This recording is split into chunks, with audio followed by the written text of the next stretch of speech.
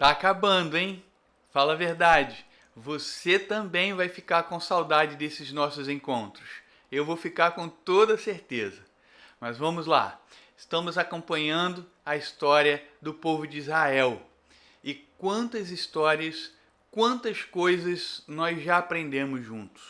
Hoje, nosso papo é sobre o exílio, um dos momentos mais difíceis da história do povo de Deus. O quadro era desolador. Jerusalém destruída, o, o templo completamente em ruínas, a monarquia havia acabado e a pergunta inevitável era: como Deus poderia cumprir as suas promessas diante desse quadro caótico? Pois é, Deus continua trabalhando, continua agindo.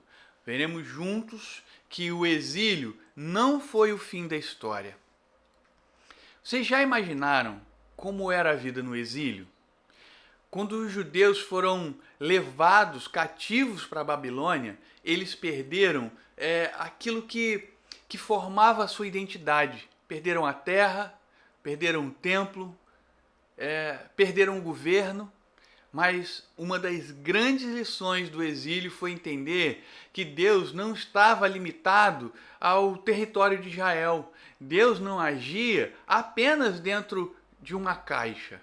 A presença de Deus acompanhava o seu povo. Nesse contexto, nós conhecemos Daniel, conhecemos Ezequiel e outros grandes líderes que ajudaram o povo a permanecer fiel e a reencontrarem a fidelidade. Ezequiel ministra ao povo durante o exílio. A sua mensagem inicialmente anuncia juízo. Israel precisava entender que a destruição não aconteceu porque Deus perdeu o controle, mas porque a aliança havia sido quebrada. A mensagem de Ezequiel também é cheia de esperança. Ele anuncia que Deus daria ao povo um novo coração. Deus daria ao povo um novo espírito, uma nova vida. Eu acho que a visão do Vale de Ossos Secos representa isso de forma completa. Um povo aparentemente morto poderia ser restaurado pelo poder de Deus. O livro de Daniel mostra que, mesmo quando grandes impérios dominam a história, Deus continua soberano. Babilônia parecia invencível, mas Deus mostra que nenhum império é eterno. Reinos humanos passam, o reino de Deus permanece. A experiência de Daniel ensina que fidelidade a Deus não depende das circunstâncias. Ele permanece fiel em Jerusalém e também permanece fiel em Babilônia. Depois de aproximadamente 70 anos, a Babilônia cai diante do Império Persa. Ciro, rei da Pérsia, permite que os judeus retornem para Jerusalém. Esse momento é visto pelos profetas como a ação de Deus. Eu falei na aula passada, né? Eu admiro muito os profetas. Os profetas veem o que ninguém está vendo. A promessa começa a se cumprir.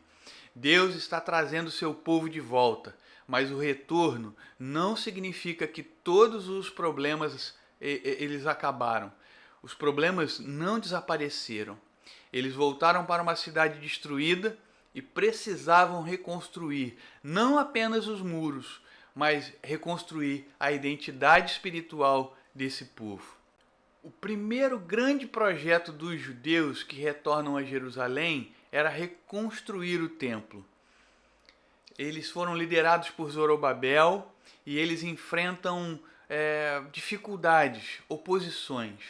Durante um tempo, a obra é interrompida.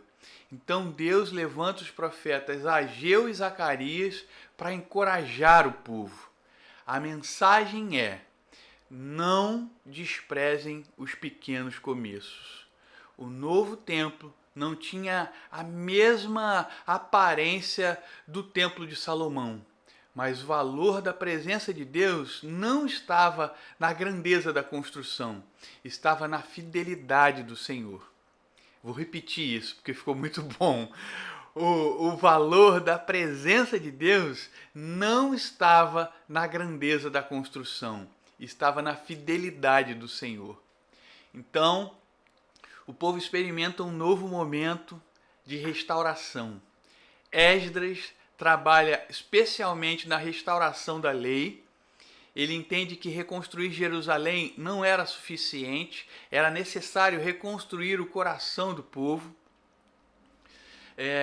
Neemias lidera a reconstrução dos muros da cidade, mas a sua grande preocupação também era espiritual. A cidade precisava de proteção física, mas principalmente de renovação espiritual. Mesmo depois do retorno, Israel nunca recupera completamente a glória dos templos de Salomão e de Davi. Eles continuam sob o domínio de outros inimigos. Primeiro os persas, depois os gregos, mais tarde os romanos. Surge então uma grande expectativa. Deus enviaria um rei definitivo, um descendente de Davi, um Messias que restauraria plenamente o reino de Deus.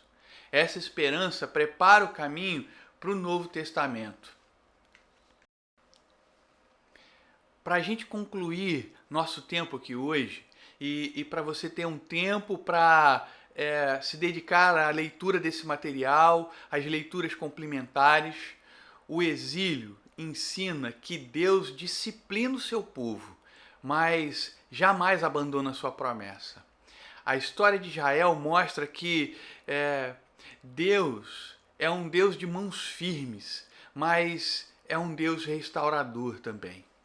Mesmo quando tudo parece perdido, Ele está lá, conduzindo sua história.